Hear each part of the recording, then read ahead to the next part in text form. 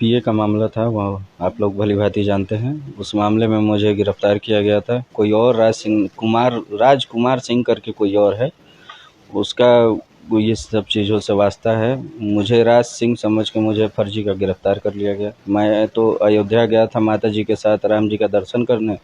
वहाँ से हम लोग दर्शन करके खाना पीना खाने के लिए एक होटल पे रुके, ढाबे पे। वहाँ पे खाना खा के अब हम घर जा रहे थे, तो वहाँ पे एसओजी टीम ने मुझे गिरफ्तार कर लिया और गिरफ्तार भी किया। फिर मुझे वहाँ पे लेके गए अपने ऑफिस पे। वहाँ पे मेरी मम्मी भी चिल्लाती रह गई, बोलती रह गई कि हमारा कोई मामला नहीं है, निर्दोष है। मैं भी बोलता रह गया।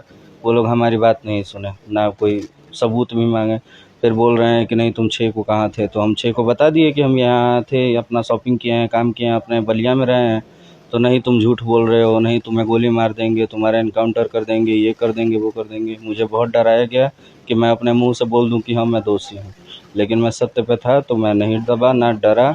मैं बोला कि नहीं किया हूँ तो नहीं किया। उसके बाद वो कोलकाता लेकर के उसके बाद मुझे वहाँ कोलकाता की टीम आई, फिर मुझे कोलकाता लेके गई। फिर वहाँ पे सीआईडी के बीच में मुझे रखा गया। सीआईडी के बीच में वहाँ पे मुझे हमेशा वहाँ पे भी टॉर्चर किया जाता था कि नहीं तुम बताओ, तुम किए हो, तुम अपराधी हो, तुम ये हो वो हो।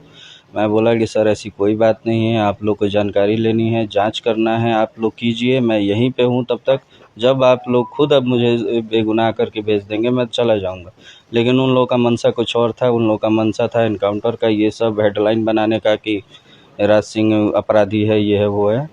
लेकिन जब से सीबीआई आई जांच में, सीबीआई ने मुझे पब्लिक को, जनता को सत्य दिखाया। सीबीआई ने निष्पक्ष जांच किया। सीबीआई का मैं बहुत धन्यवाद देता हूं कि वो अपराधी और निर्दोष में फ़र्क जानती है, जो हम लोग के यहाँ के एसओजी नहीं जानता है। वो निर्दोष को भी अपराधी बना के भेज देगा, चाहे एनकाउंटर कर देगा।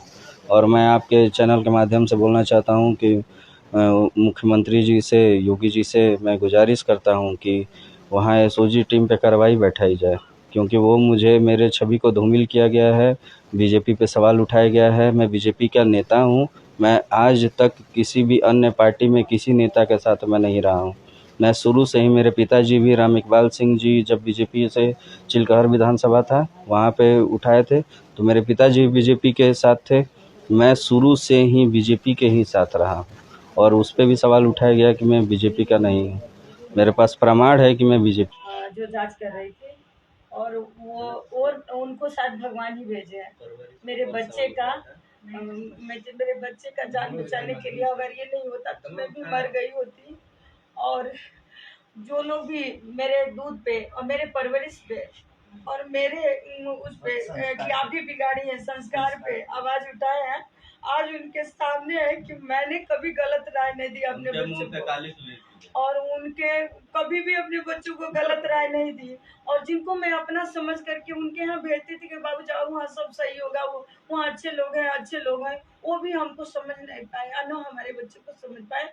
फिर भी उनसे कोई शिकायत नहीं है, कोई बात नहीं है। भगवान मेरे साथ हैं, और जो लोग भी हमारे साथ हैं, भगवान बना करके भगवान ही भेजे थे सीबीआई टीम को हमारे बच्चे को सच्चाई दिखाने के लिए।